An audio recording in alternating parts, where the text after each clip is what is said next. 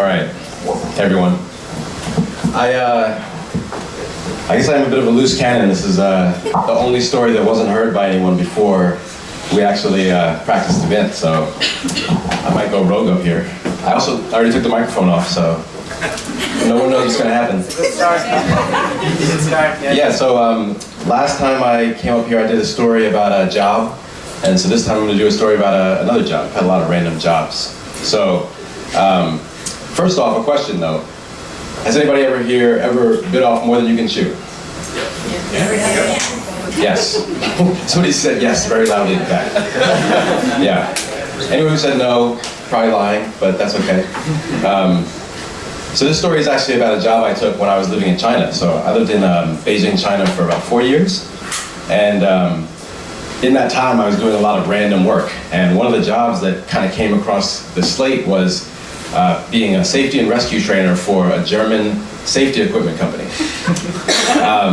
Which was weird because I didn't know anything about safety and rescue. I don't speak German. And I was in China, so it was like all these random things came together, but the opportunity came to me and I was like, you know what?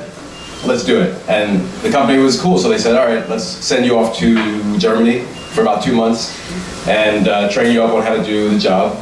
And I said, okay, cool, I can do this. So I go to Germany, I train for about 2 months, and I'm learning not only how to use their safety equipment, they make things like carabiners,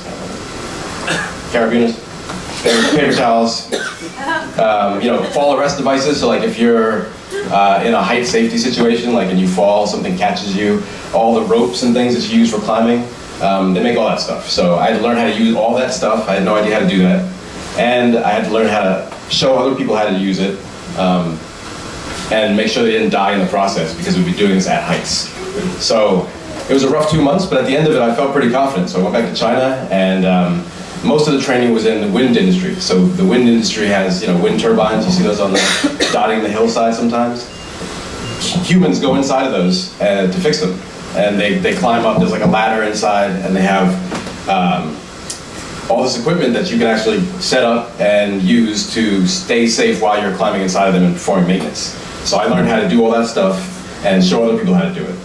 So I felt pretty good about my skills when I got back to China, but I was also like on my own then. So I was the main trainer for the whole region of East Asia. So I had to travel around. I had to go to Mongolia and other places to teach people how to use this equipment. And at first it was really nerve-wracking, but then I got pretty good at it. So I was feeling pretty confident.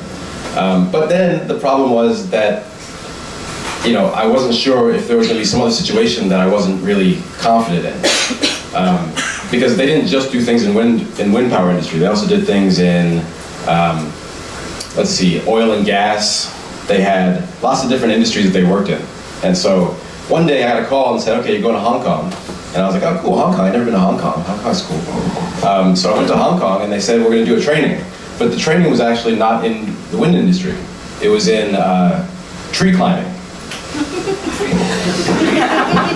And so that was actually interesting because it was like the perfect confluence of events because I had actually done exactly 1 day of tree climbing training when I was in Germany. And I was expected to go to this place and not only, show my skill with the trees and show them how to use our equipment, but also, like, I'm the one doing the training, so it's actually supposed to be like me as the expert. And I had 1 day.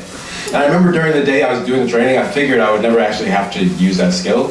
So like the guy's showing me all the ropes, like literally, and he like sets them up and he's like, we're climbing in this tree, and I was like, oh yeah, this is pretty cool, but I'm not gonna do any of this, so I don't have to worry about it.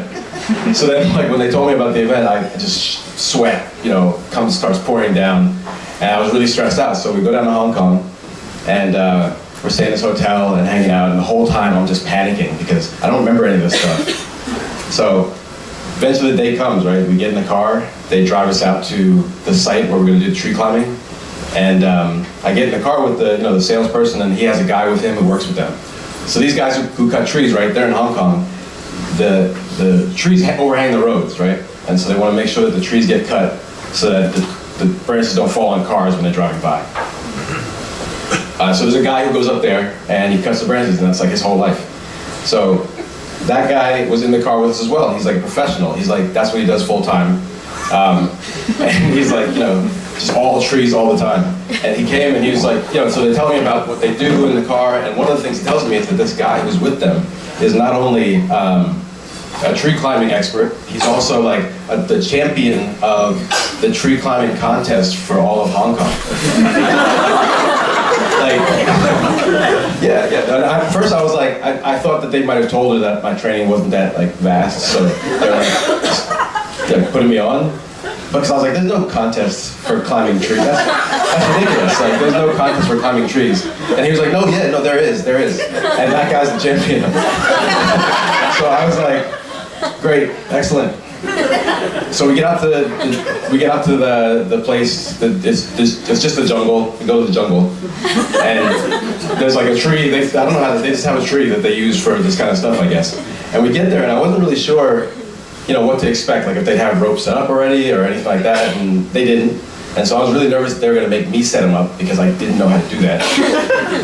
So we get there, and the other guy thankfully sets up the ropes, and he like immediately starts, because you have to actually climb the tree to get the rope set up properly, because you need 2 lines, like a main line and then a safety line. And so he's up in the tree. I turn around to talk to someone, I turn back around, he's like up the tree, like Tarzan, and he's like swinging around, it's amazing. And I was like, wow, that's really impressive. So I'm on the ground freaking out, and we're in the jungle. So, it's super hot, and I was thinking to myself, okay, I kind of remember some of the ropes, like how to do some parts of this job. Not all of them, I don't remember the real specifics, but I remember like the basics of how to climb this tree, right? So when you're it's very different though than being in the wind industry, because in the wind industry you have a ladder, and there's like a ladder, you clip into the ladder, and then you climb the ladder up, and then you like unclip from the ladder. It's like very straightforward, even though it can be dangerous. With a tree, there's just a tree. So there's nothing there. There's just you know trees are. So we get there.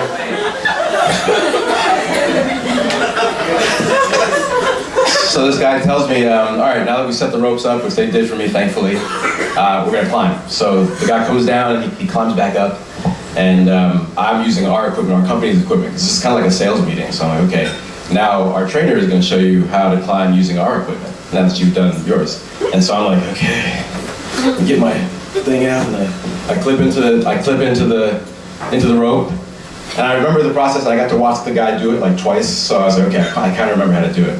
And the process is weird. It's like, I'll kind of explain it to you. You clip onto, it's a hanging rope, right? And you clip onto it, and there's a little device that goes up the rope, but it won't go back down. So like every time you slide it up, it stays there, theoretically. And then you go up with it, and then you just climb that way. And then there's a loop in the rope that you put your foot in, and you push down with the foot, and that makes the rope go through the thing, and you can climb up. So that's how it's supposed to work. So I clip into it, and I'm like, all right, I'm ready to do this. Let's go. And I put my foot in the thing, and I start pumping. I'm just like. So I do that 3 times, and the slack gets out of the rope, and I'm like starting to feel a little bit. I'm like, okay, so far so good. And so I do that like 20 more times, and it's extremely hard because like I said, there's no ladder, so you're just hanging from a rope.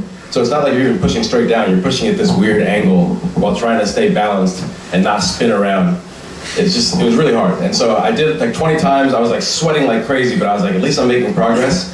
At least like I look like I know what I'm doing. They don't know I'm exhausted. They're just seeing me, majestically climb up this tree. And so I'm just like paying as much attention to what I'm doing as possible, and I do it like 30 times, and I finally pause. I'm like, okay, I must have made it far enough now. I'm just gonna pause and like take a break. So I'm like hanging in my harness, trying to look casual, but I'm just like, I can't move, I'm exhausted. And I start spinning around a little bit because there's this rope. And as I spin, I see that the people who we're doing the training for are like still at like eye level. I spin around.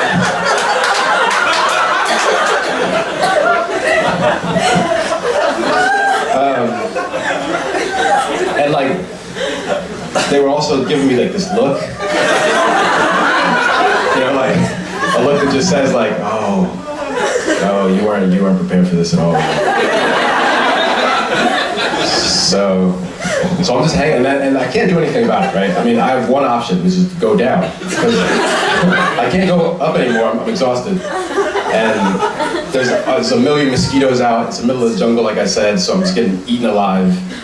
And anyway, I actually don't really remember how the rest of the training went. I think like my mind, it was like protective mode. My mind just like blanked out because it didn't want me to experience any more of the shame that I was experiencing. So, bottom line, we got through it. They were actually pretty nice once I got back to the ground. They were like, oh yeah, you know, not everybody does this for a living. This is what we do for a living. I was like, yes, it's okay. Fire stuff. Yeah, because it was a sales. Did I not mention that? It was a sales meeting. Like we were supposed to be showing them our products so they could theoretically buy them. So I don't know if we made the sale that day. The equipment worked fine. It was me that was the problem. Anyway, after I had that experience, I was so embarrassed that it was actually funny immediately. Like you ever been so embarrassed that it's like you don't even have to wait. You're like laughing at you, just hanging there like. So anyway, the point of this story is that I never would have been in that situation, right, where I could fall flat on my face in a situation that was pretty, it was pretty important. It was kind of my career on the line, and I failed miserably. But I never would have been in that situation if I hadn't taken that job in the first place, right? And they came to me with that job. And they said, you want to learn to do this? And I said, yeah, sure. And I kind of took this opportunity that was out of nowhere. And despite the fact that I had that terrible experience, I also got to, like I said, go to Inner Mongolia and like climb wind turbines out there and like meet all the local people that I was like training on the equipment. And I got to go to Uruguay. I got to go like all over like these rural places in China and like do these interesting trainings. And if I hadn't said yes to that opportunity, if I hadn't accepted that opportunity in the beginning, I never would have had the chance to do all those things. And I never would have actually found out if I could do them. And so I think it's actually a good thing to find your limits sometimes. Right? Like I found my limits. Like I ran right up against the ceiling of what I could do. But I think you have to do that, right? It's the same as aiming high. Like if you don't aim high, you don't find out where you actually stall out. And so I'm actually grateful for that experience. Not only because it gave me a true story to tell you guys, but also because I think that's actually an important thing to do. So I encourage everyone to embarrass yourselves as often as possible. And that's my true story.